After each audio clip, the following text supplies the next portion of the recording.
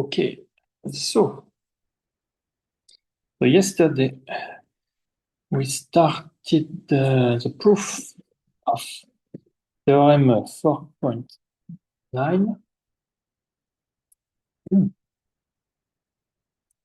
So this theorem is the two-category version of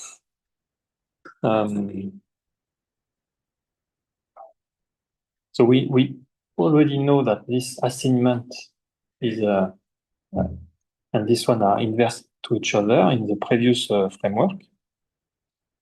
But we need something at the two categorical level. So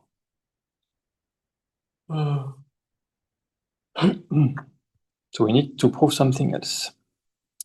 So yesterday we already considered this remark, and I guess we proved these 2 points of this remark, which some particular case of this theorem. Okay, so this was done here and here. So let me finish then. So to complete now, we prove this and this. We have to prove that. Let me write the proof. So since D double bar like that is J Carobian,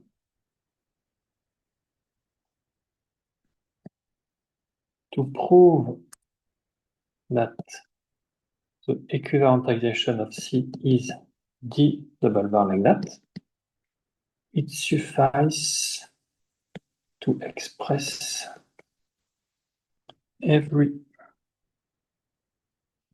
X here as a G equivariant direct sum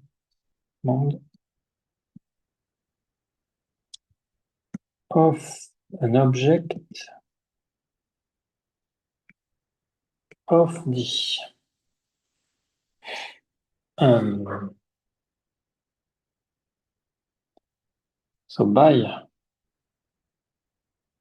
So remember this previous lemma involving some direct summand. So by this lemma, each object X is a G equivalent direct summand of so remember you have the forgetful functor and then the left adjoint, and if you compose the two, so that it's a G equivalent direct summand of this composition. So G equivalent direct summand of the composition of the two applied to X, of course, where phi is the forgetful functor. Is the forgetful functor. And this one from C to C. Oh. What's wrong?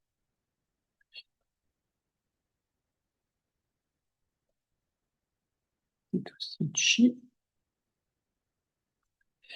This one is the induction functor, so the left adjoint. So induction functor. Okay.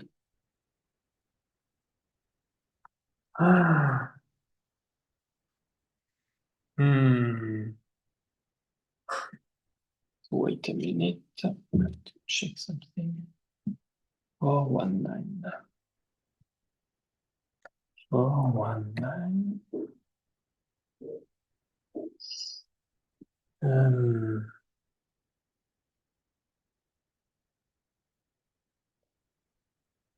Okay.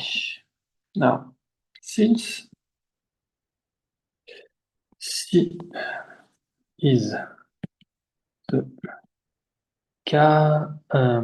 Ruby envelope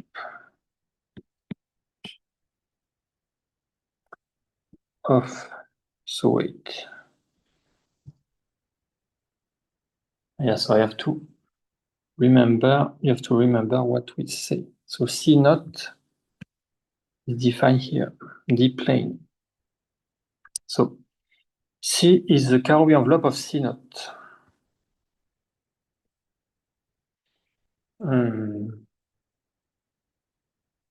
So the object phi x is a direct summand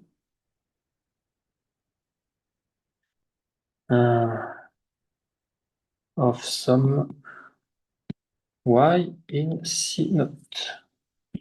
Consequently, this is a G equivalent direct summand of, so wait,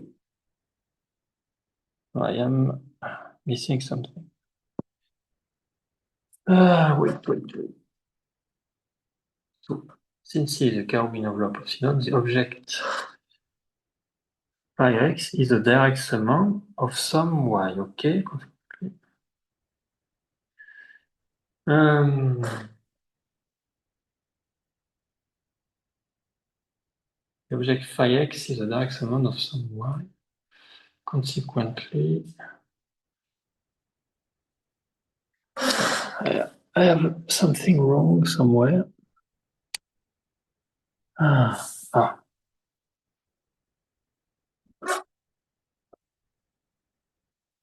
Yeah. Direct summand of and of what? Consequently, and of phi x is a direct summand of and of y.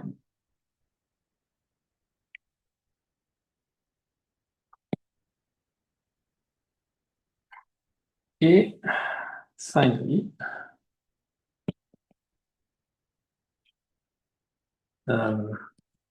and of y is in this D double bar included in C equivalentization since C is complete.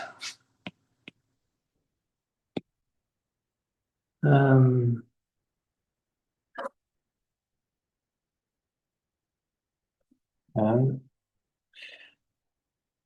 so this object is the tensor product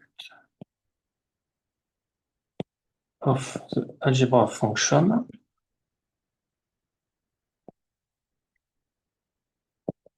for G, which is an element of red G, and this Y in D double. Okay.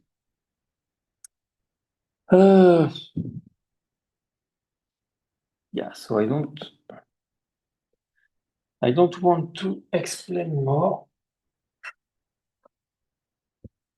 In fact, I don't want to spend too much time in this section 4.1. So let's continue. 419. Hopefully, we will finish section 4.1 today. So, the canonical functor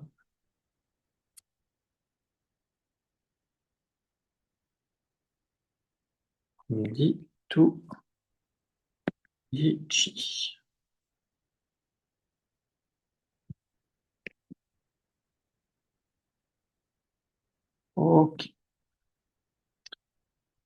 Okay, so by definition, remember that the disequivalentization DG is a category of A module in D, where A is the regular algebra of function from G to the field, is the category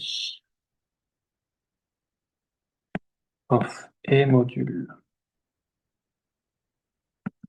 in D, where A in rep G denotes the regular algebra. Denote the regular algebra of function.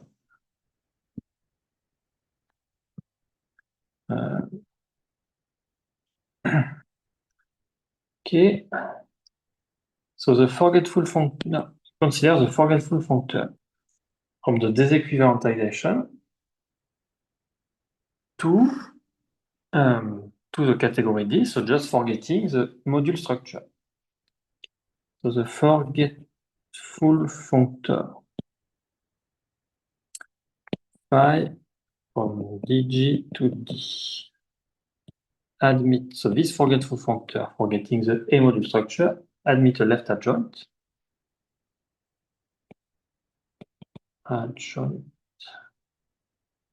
Denoted 3 from D to G to any X map A tensor X. So this is always a module because A is an algebra. So you can do A tensor X. This is A tensor X. And this map to A tensor X because it's an algebra. So let's call that 64. Okay, so now if you take D to be the equivalentization of C, we may identify C with the disequivalentization of D using the equivalence F from C to DG constructed in section 416. Okay, so under this identification, in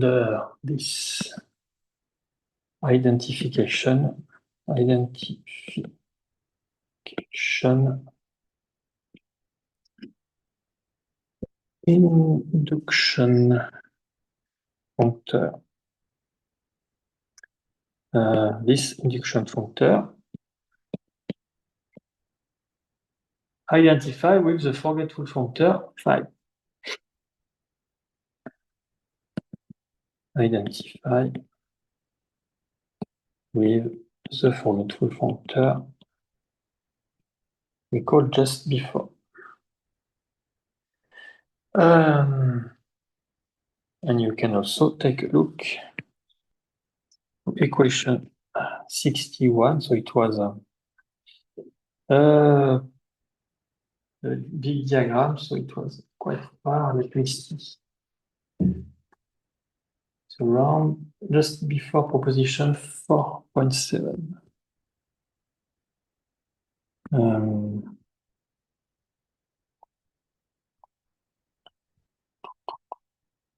Yeah, this one, 61. I forgot to write 61. Okay.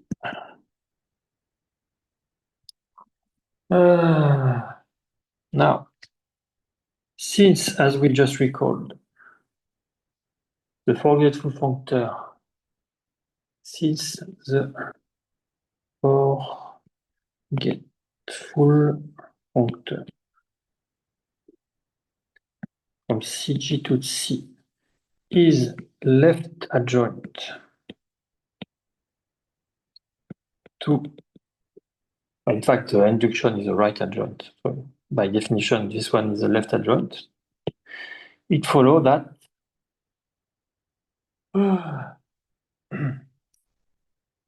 So it follows that it corresponds to this, so you can identify with this one.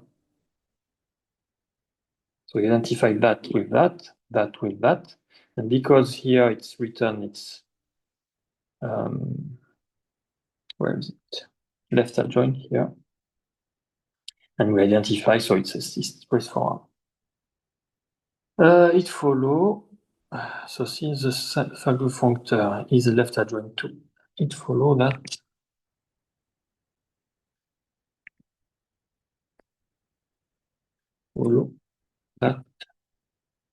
it corresponds precisely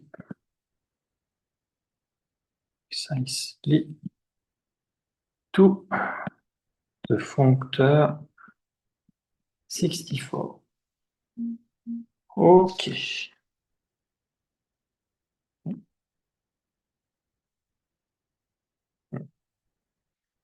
Okay. Next subsection 4.1.10, disequivalentization, alternative notation, and terminology. So this subsection will be only about notation, so it will be quick and easy. Equivariantization, alternative notation,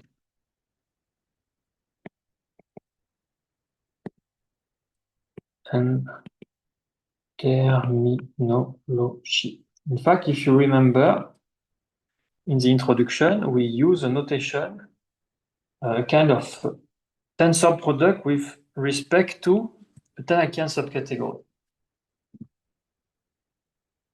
And in fact, this notation will be an alternative notation for the disequivalentization.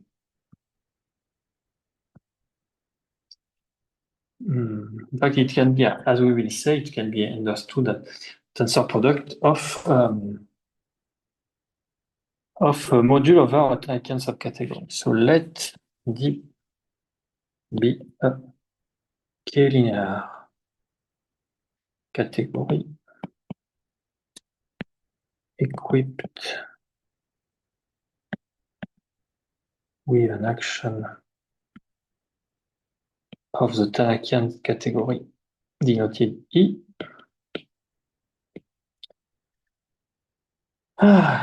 So we will often denote the disequivalentization. The deequivalentization of D by this relative tensor product, or tensor product of E module. So you consider D as the E module and VEC as the E module. It's a tensor product of E module, as we will explain, instead of this way. And we will refer to it as the fiber category. So this is a notation, fiber category. We will explain both why fiber category and why this relative tensor product. By explain, I mean justify the notation, but you can choose a notation you want. Just a choice. So this notation is particularly convenient.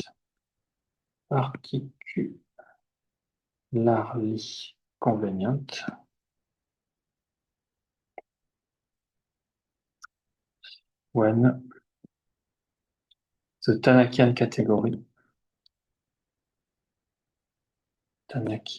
category E is viewed as the primary object, and the group appear as the automorphism group of a fiber functor. So of course, when you can consider this first, so you take some Daniken category, or you can consider G first and take the representation category and then consider that.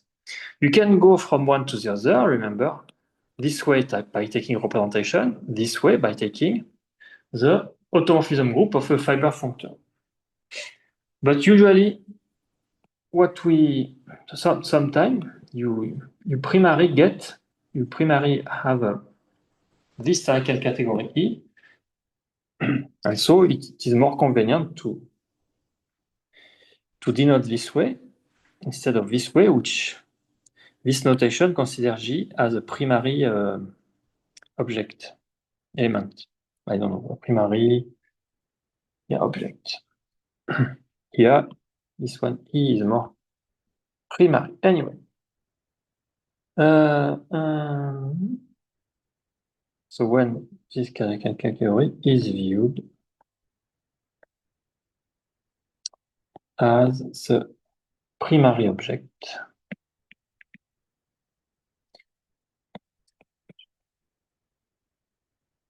and the group. So here object does not mean object of a category, it's just object in an abstract sense. Maybe we should use another name. Anyway, and the group G appear as the automorphism group of a fiber functor. As the automorphism group of a fiber functor from E to Vec. Okay. So now let us justify these two terminology, fiber and this relative tensor product in this remark. 4.11.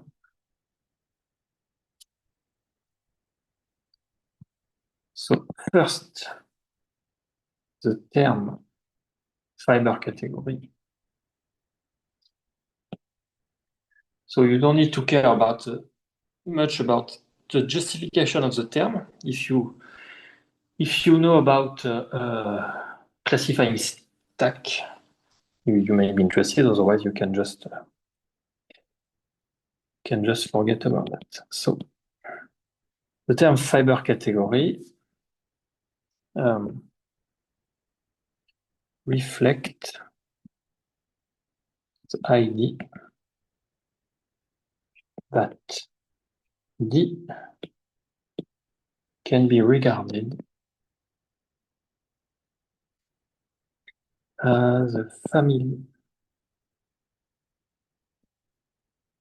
of categories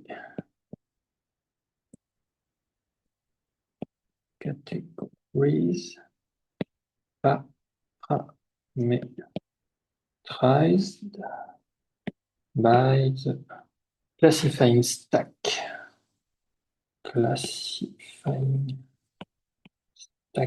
State of the final group G.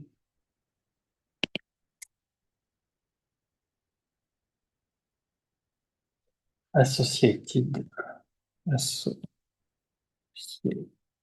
with E. And that, so this corresponds to what? This represent the fiber of this family. Of this family. So if you are familiar, if you know about classifying stack, this remark is for you. Otherwise, you can forget about that. Second point, which is about you can see about relative tensor product and E module. So the notation D this way also suggests that the fiber category can be viewed as a tensor product of the E-module categories D and VEC. Where the E-module category structure of VEC, where VEC is endowed with an E-module structure via the fiber functor.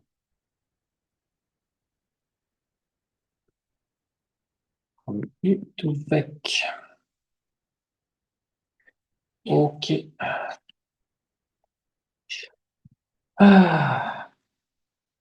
So in fact, this can be made. So here it's written without explanation, but this can be made very precise. So the tensor product of module categories. But for this class, for this paper, we no need to justify we don't need more details. We just need to consider this as this notation as a notation. We don't really need to justify that it's a E-module or anything like that. So you can just consider this notation as just in the paper they call that a hieroglyph. The hieroglyph refers to symbol in the ancient Egypt, the way the Egyptian was right. When you say hieroglyph, it means a symbol you don't understand, but you don't need to understand or something like that. Because for a long period of time, people did not understand the ancient Egyptian writing. Anyway, that's why hieroglyph means. Why such an interpretation can indeed be made precise and the general notion of the tensor product of module category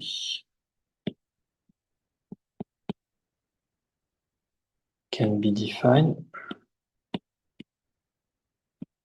in this paper or in this course.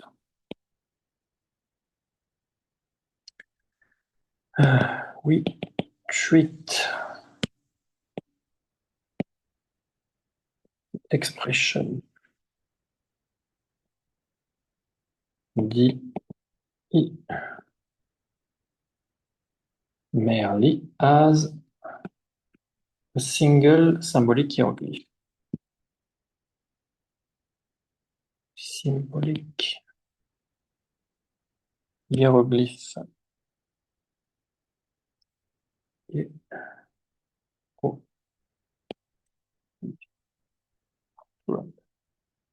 Hieroglyph.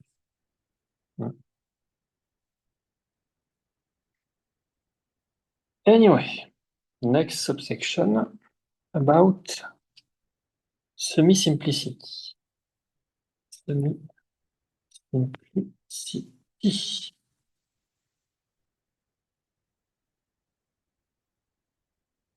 It will be the last subsection of this section 4.1.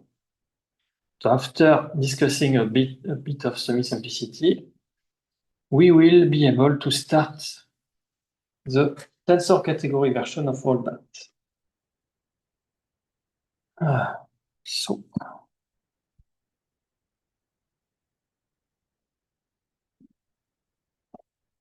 here the section is strangely written again. Define semi-simple as to be equivalent to a finite direct sum of copies of VEC, and then they prove a proposition in which they use an alternative definition of semi-simple, which is strange, but you should define semi-simple directly as you need for the proof. And anyway, so K linear category is said to be semi-simple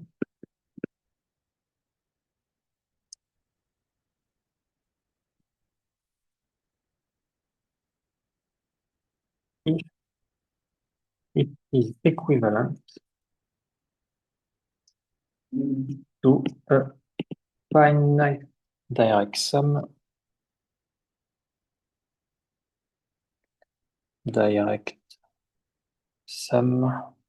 of copies of VEC. So in this definition of semi-simple, which will be reformulated in the next proposition, they assume a semi-simple category to be finite in the sense that there are finitely many simple objects. So which is not, for example, the convention in the EGNO book. Semi-simple do not imply finite. That's why a fusion category is a finite semi-simple tensor category. So here they define semi-simple. They include finiteness in the semi-simple assumption, in the semi-simple definition, which is not usual, but okay, we can keep this definition just here. So proposition. Okay.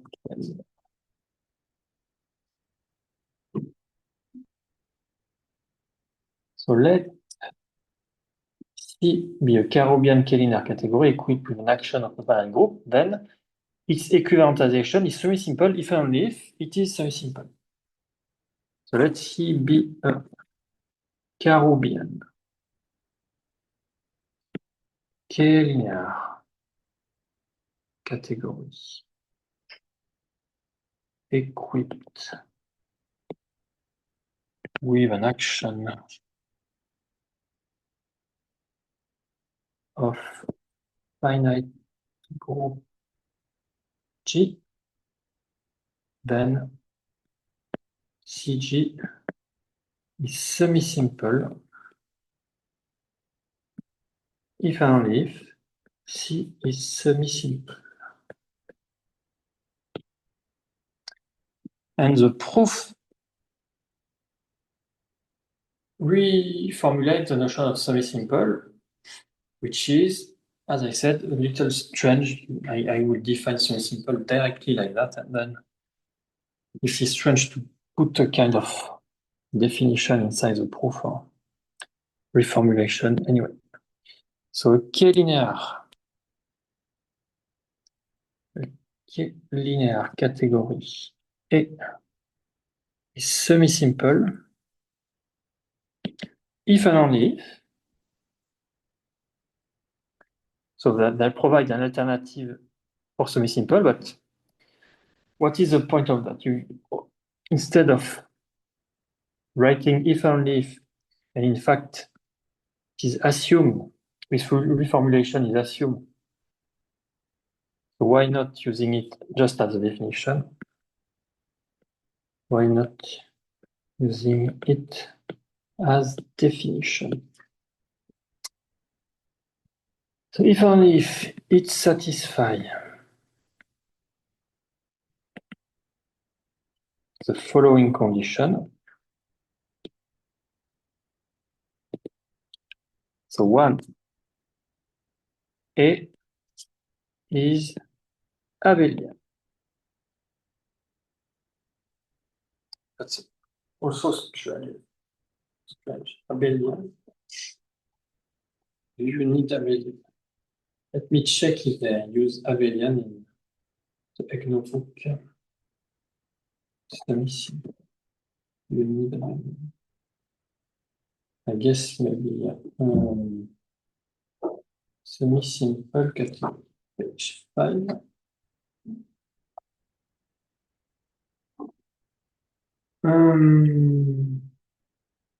Yeah, need abelian. Okay. Abelian 2. Every monomorphism in a split, monomorphism in a split, okay, 3. The dimension of the Hom space are finite. Dimension Hom x, y, finite for all x and y in A. And last point, every increasing chain is strictly full Carobian subcategory of A. Every increasing chain of strictly full Carobian subcategory of A stabilizes.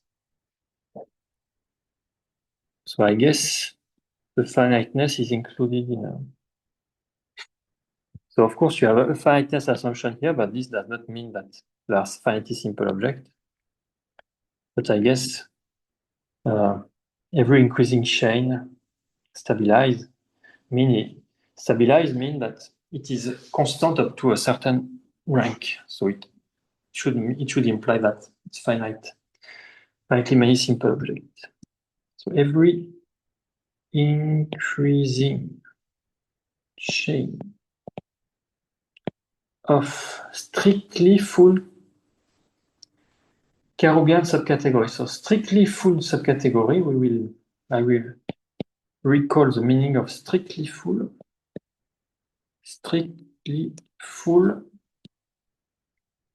Carobian subcategory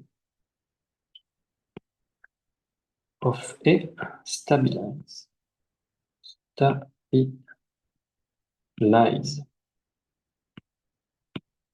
So what is the meaning of? Oh, let me use that. No.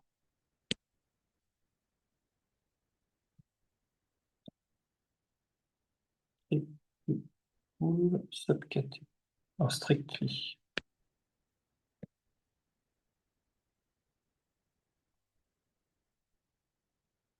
So strictly full mean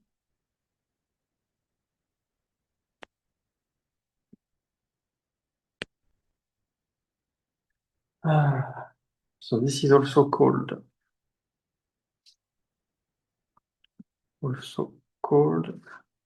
replete category.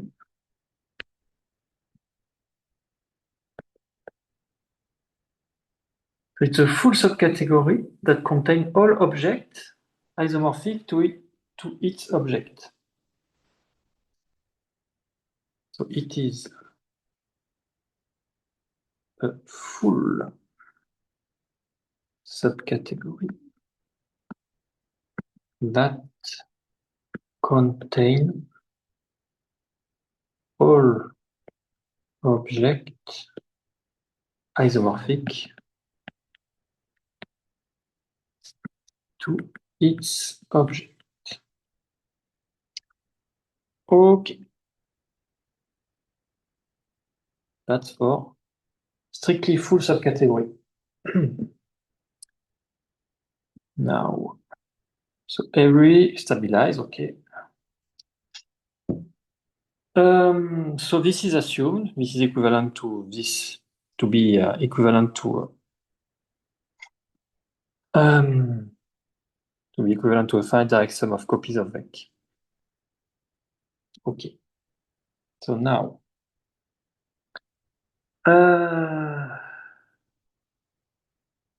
so consider G, C and G as stated in the proposition.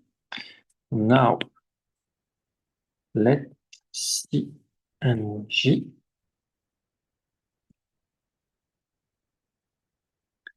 be as in the statement.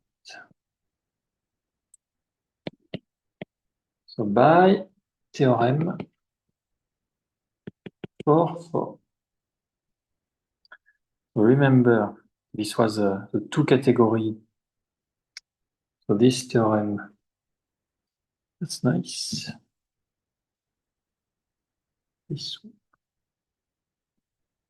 This theorem was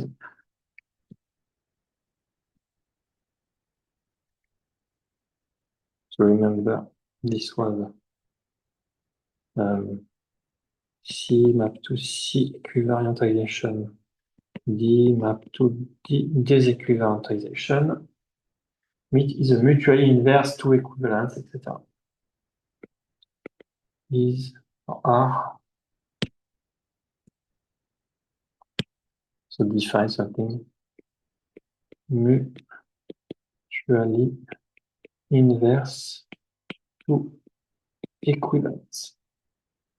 Okay. So by this theorem,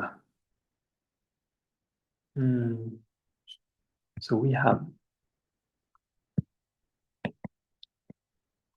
have C, which is the disequivalentization of its equivalentization, which means C is a category of module over the algebra of function in the disequivalentization. So that is a category of func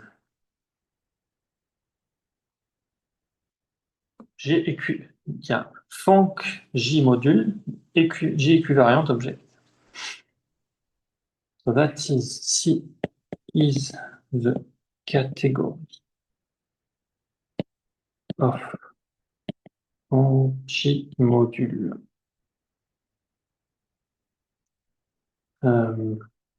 in J. So it follows. Oh, it's time for the pause. So pause.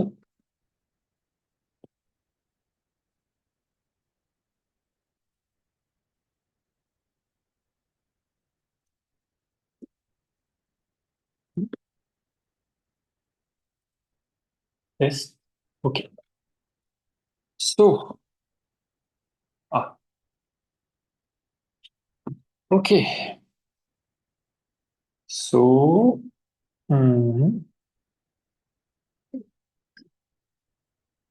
let me finish this proof. So,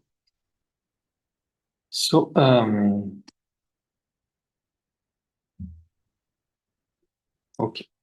So the object, so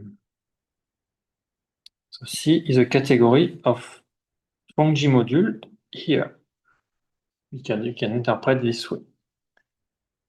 So now, as an exercise, you deduce immediately from that.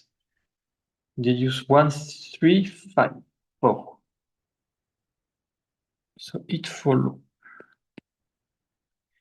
immediately.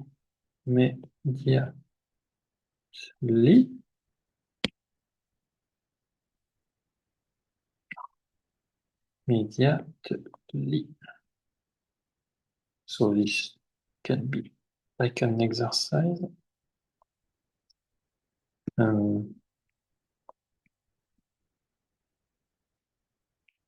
Exercise.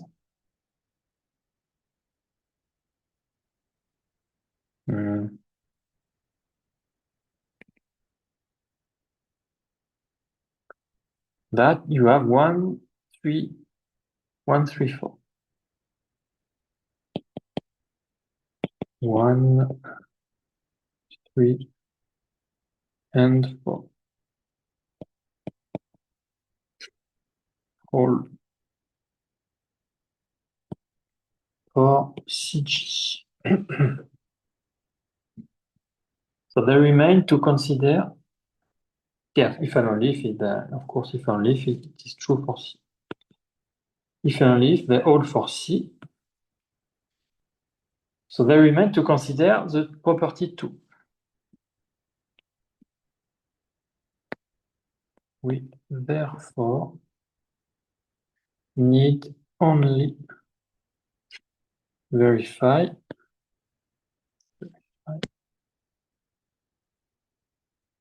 property 2. Okay.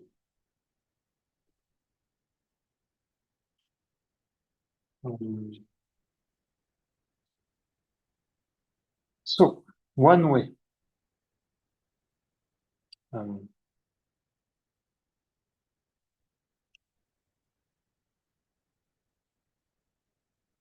so suppose C satisfy 2.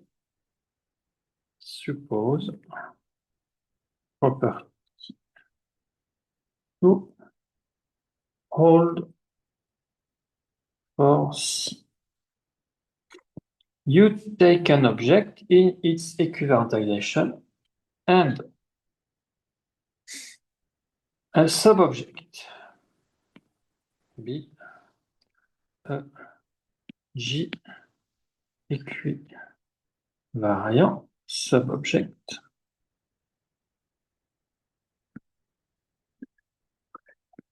So since two hold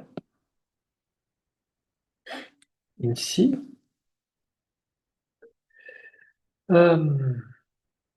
there exists a retraction from Y to X in C. There exists. So what was 2? 2 is, every monomorphism split. So here, subobject is defined as a monomorphism, in fact. Definition of a subobject is exactly an object X with a monomorphism. So every monomorphism split is equivalent to say that there exists a retraction.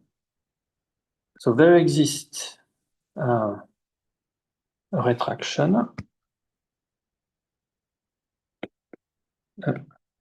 Retraction R moins to X in C. Now, if you average this map R over the group G, you get a G equivariant retraction. And you will averaging explain in exercise what's the meaning of that in details.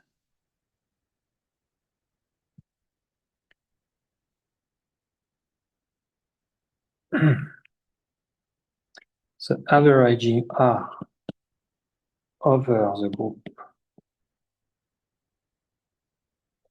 G yield a G equivariant retraction Y to X, which means you get a retraction in the equivalentization category C power G. Retraction in CG.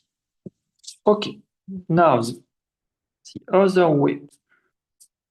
So here it's so this way is immediate up to this manipulation. You have the retraction, you can average over the group. So from a retraction here, you get a retraction here. So this reduced to this exercise. The other way, so conversely,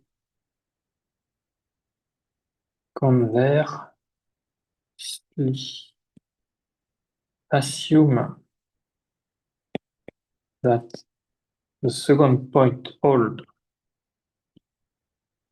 for CG. You consider the induction functor. Induction functor and from C to C equivalentization. Remember, and of X is the direct sum this way, where you should to be correct see it as a pair with collection of isomorphism, but they omit to continue to write that in the paper. You have to be careful. Where Fg denote the action of G on C. So we already mentioned that. So now, if you have a monomorphism, so sub-object in C, then you get a sub-object after applying the induction counter. Wait.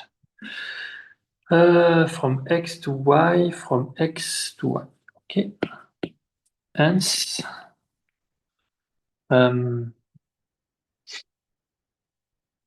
so we know if there is a retraction in CG. So we know that after applying the induction, it's on the category CG. So we know that by assumption there is a retraction. Hence, there exists a retraction.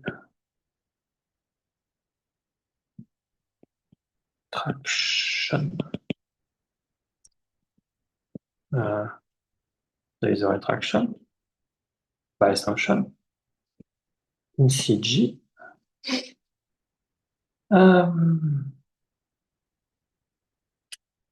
So composing this retraction with the canonical embedding, composing this retraction with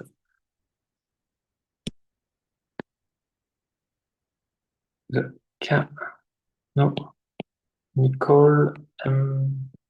embedding X equal F1 of X embedded to and X and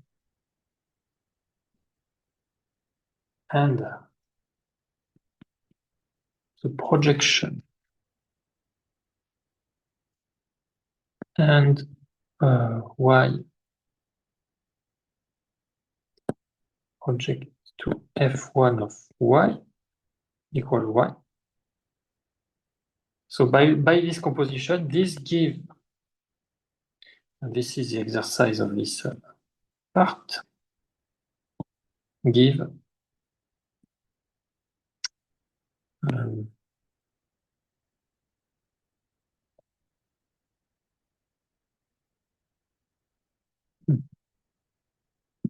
a retraction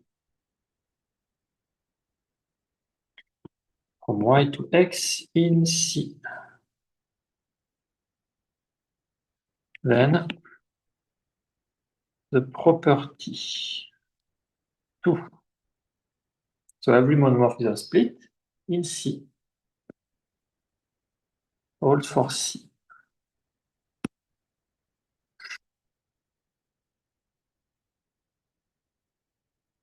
Which completes the proof.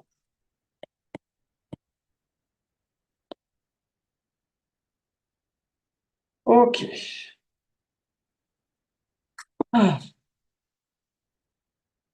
And now we finish this section 4.1 finally. It was really too long. This section was too long. How many pages? 1, 2, 3, 4, 5, 6, 7, 8, 9, 10, 11. Almost 15 pages for this section. It was too much. Really, really too much, but now it's finished, fortunately. Section 4.2. Now we are in the tensor category case, which is much more attractive. Equivariantization. Equivariantation. And equivariantization of tensor category. But in fact, so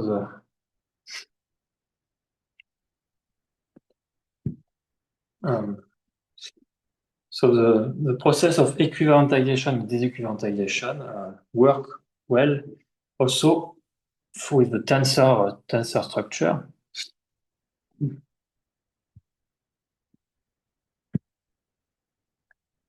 Okay. So now we need to recall some basic definition about, for example, the category of tensor autoequivalence, etc.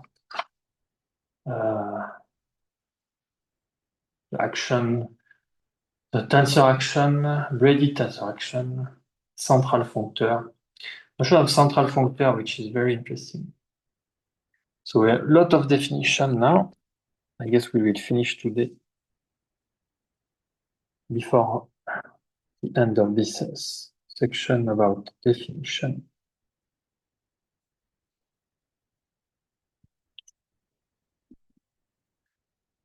Okay. So let C be a tensor category.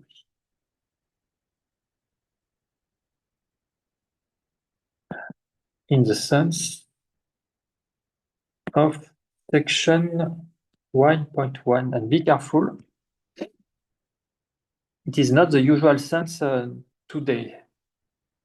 The usual sense today is not what is written in this paper. So where did I write that?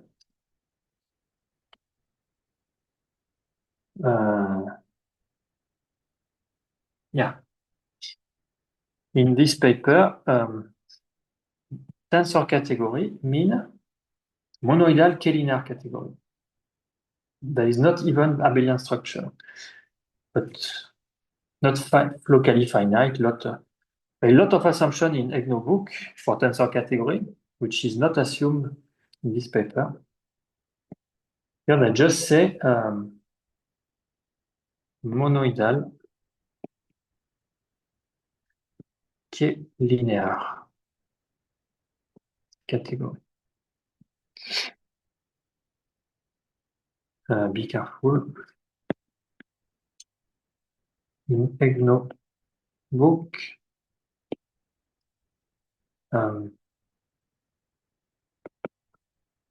tensor structure is much more constrained. So be careful.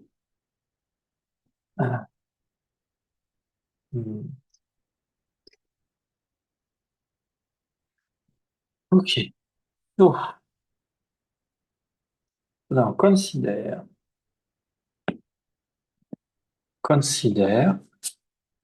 the category hot underline C, whose objects are tensor autoequivalence of C, whose objects are tensor autoequivalence of C, and whose morphism are isomorphism of tensor functor. Isomorphism of tensor functor.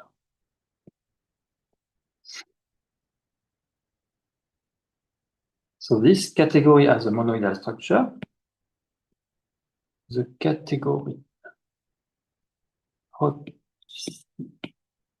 naturally naturally arise. No, not arise. Naturally carries a monoidal structure.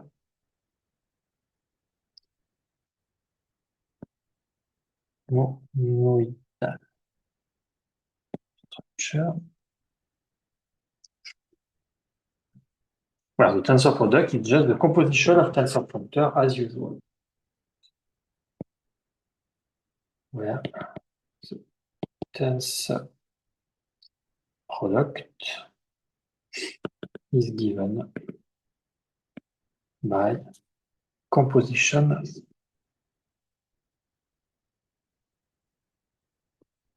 of tensor functor. And remember that this kind of category automatically strict. Yeah.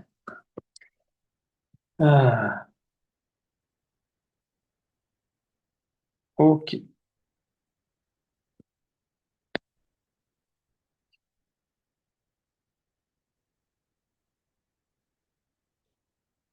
Okay.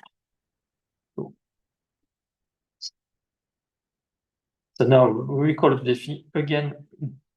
I noted that in this paper that they wrote several times the same definition. I guess the record is I place 4 times. I see 4 times the same definition written. So for the reader, it's more convenient, but you can just refer to the definition. And so the same thing. But so now we will write the definition we already wrote before. So if G is a group, we denote by G underline the corresponding monoidal category. The corresponding monoidal category whose object are element of G and whose morphism are the identity. We already wrote this definition before. Whose only morphism are identities. And the tensor product is just the multiplication of the group. And whose tensor product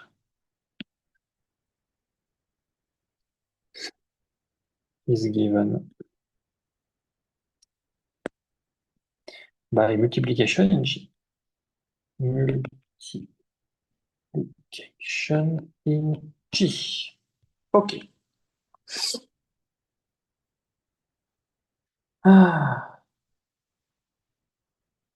Okay, definition. I guess we already wrote this definition also. An action of G is a tensor category on a tensor category. Yeah, here you specify this definition one.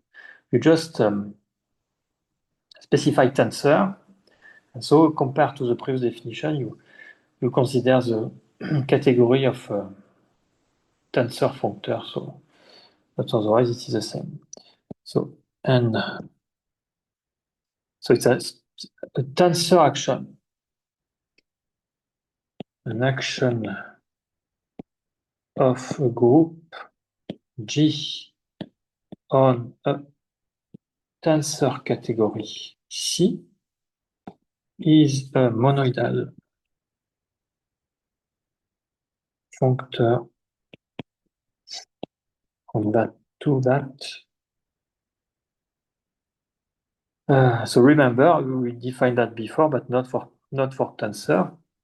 So before we have that, without that, and you just have the category of autoequivalence. So this is the same definition as before, but specified to the tensor case. In this case, we also say that G act on C as a tensor category. We also say that G act on C as a tensor category. Okay. Hmm.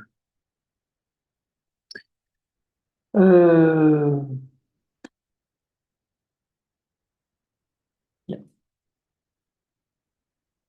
Now, the same definition, but you specify also braided. So if C is a braided tensor category, then this category contains a full subcategory of braided tensor autoequivalence, contain the full subcategory denoted this way. So, oh no, sorry. I wrote it there. For braided here, C consisting of braided tensor autoequivalence. Of braided tensor autoequivalence. Okay, and same definition. Adapted to braided.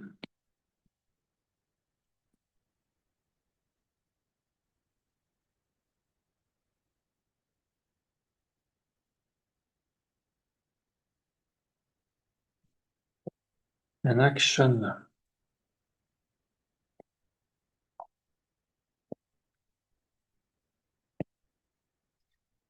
this kind of action is said to preserve the braided structure. Is said to preserve the braided structure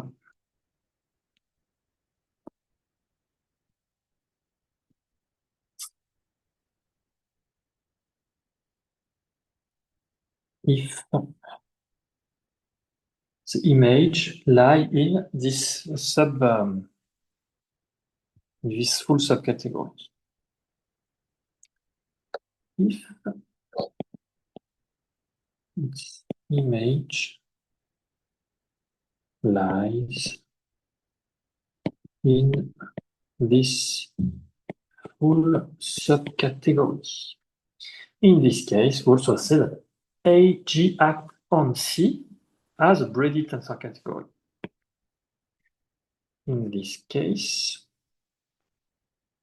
we also say that G act on C as a braided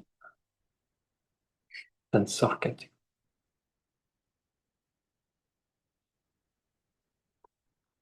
Now we recall the definition of central functor, which is initially due to the American mathematician called Bezrukavnikov. So quite hard to pronounce. We now recall the following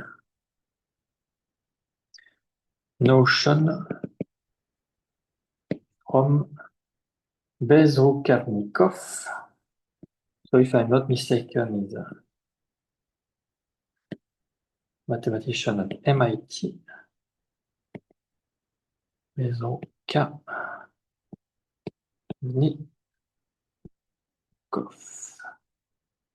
In a paper in 2000. or in a section 2.1 of this paper, the reference of the paper we are covering. So the definition is the following: central functor. And this notion of central functor will involve the Drinfeld center. That's why it's called central functor.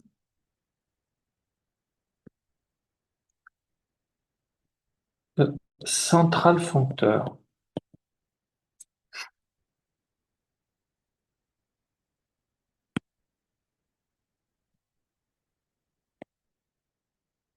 From a braided tensor category B. From a braided tensor category B to a tensor category C.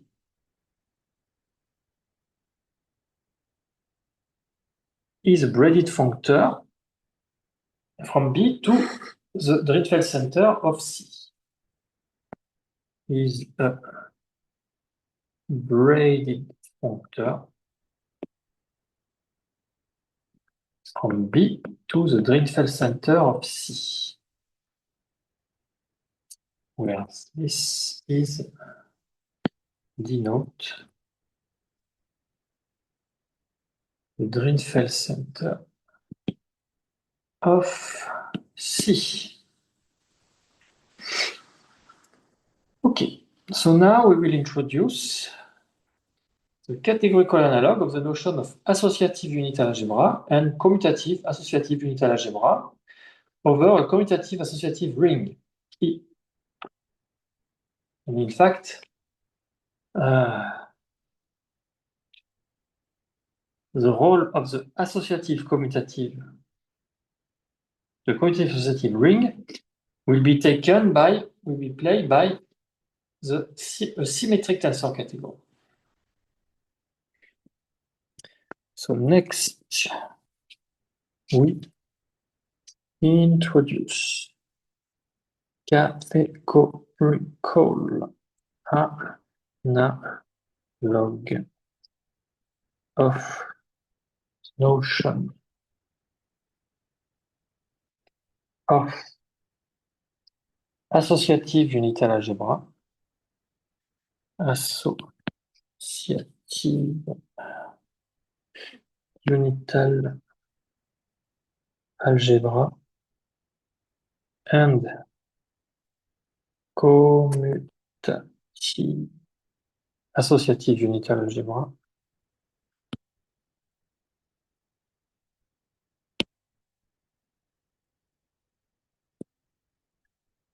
over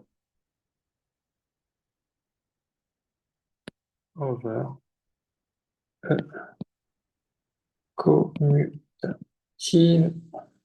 associative ring E. Okay. So let E be a symmetric tensor category. Symmetric tensor category. And this will play the role of the commutative associative ring. It will play the role of E. Definition.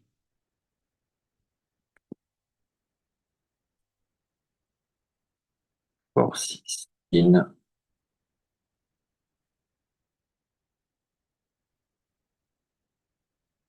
A tensor category over E. A tensor category over E. And you see, this kind of definition are interesting. Is a tensor category C equipped with a central functor from E to C. With a central functor from E to C. Which means a braided functor from E to the Drinfeld center of C. Okay, so this is for tensor category over E. Tensor category over E. Now, what about braided tensor category over E? You will see a slight variation, which will be explained after that. The braided tensor category over E. You want to say, okay, it's just a tensor category. It's a tensor category over E with a braided structure, but it will not be introduced this way. But it will be explained later. So is a braided tensor category C equipped with a braided functor from E to the Muger center of C. No, the Muger centralizer. Muger centralizer. Sorry.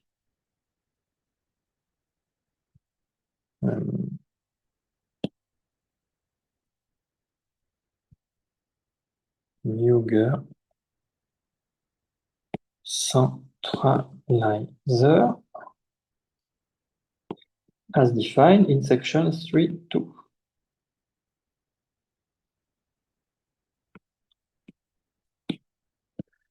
Okay. And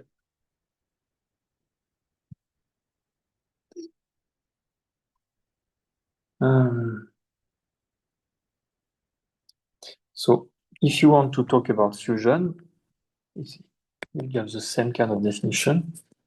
If a tensor, respectively, braided tensor, category C over E is a fusion category, we call it the fusion, respectively, braided fusion category over E. Fusion, respectively, braided fusion category over E. Now, as I said before,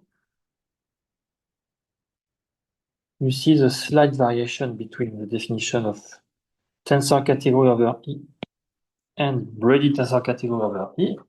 So of course, a braided tensor category over E is also a tensor category over E. A braided tensor category C over E can also be viewed as a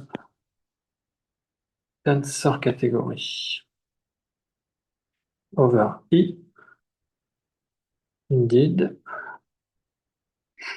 define the functor f from E to the Drinfeld center of C as the following composition. So E map to the Muger centralizer of C, which embed into C, and then you consider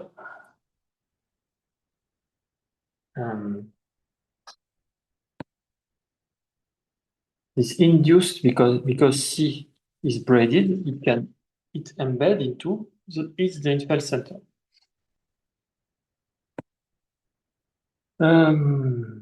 So So I guess you can write also as an embedding map.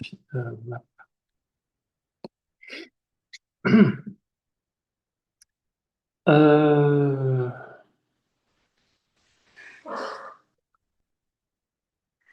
hmm, yeah. So you have that. So this is given by definition here. This is an embedding. This is an embedding. So you can compose and you get something from that to that. Okay. Where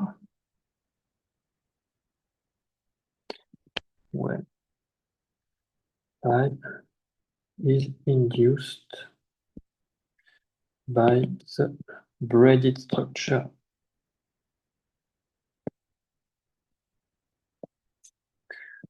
of C. So the question here I am asking myself. So why do you need to define braided tensor category this way?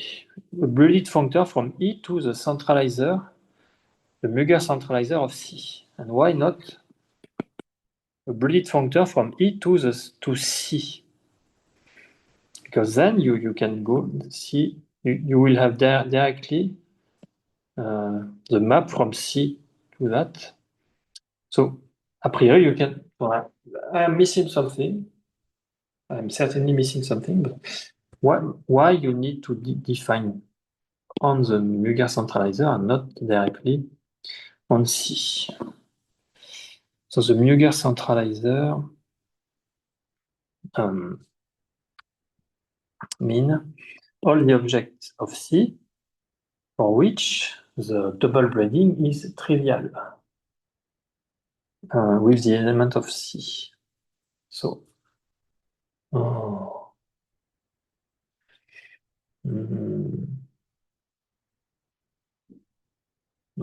don't know why.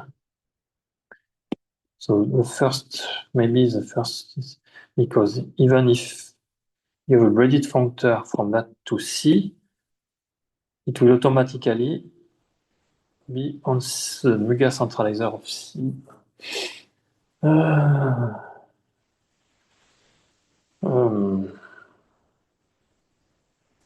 Or maybe you want this to be there. Anyway, so why? Yeah, so maybe I can write here instead of there.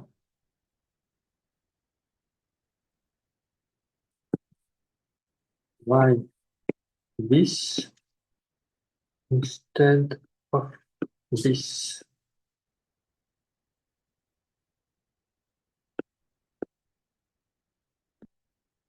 Okay.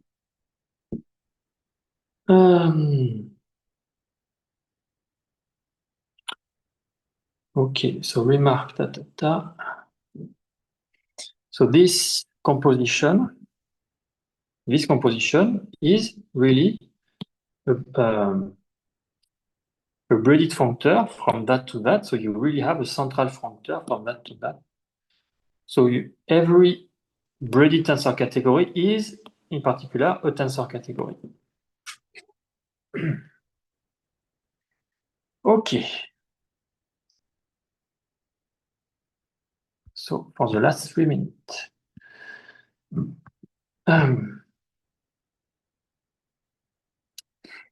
small comment. Note that the composition C Muger centralizer len to that can be identified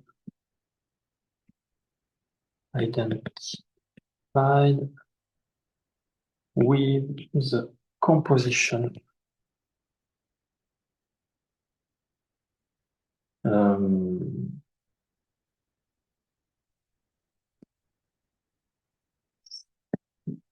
NuGet centralizer.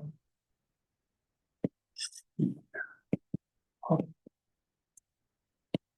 Embed into. Hop. And like that. So they wrote this without any motivation. So let me write my personal comment. So what? So maybe it will be used later. But what about so what this composition? Okay. So I guess it's time. So the next sentence is for a fixed group G tensor categories equipped with a G action form a two category whose one morphism are tensor functors compatible with the G action and whose two morphism are tensor isomorphism of such functor. Similarly, we have the two category of braided tensor categories endowed with a G action preserving braided structure. For a fixed symmetric tensor category E, tensor categories over E and braided tensor category over E also form a two category. So I will write this sentence next week because time to stop now.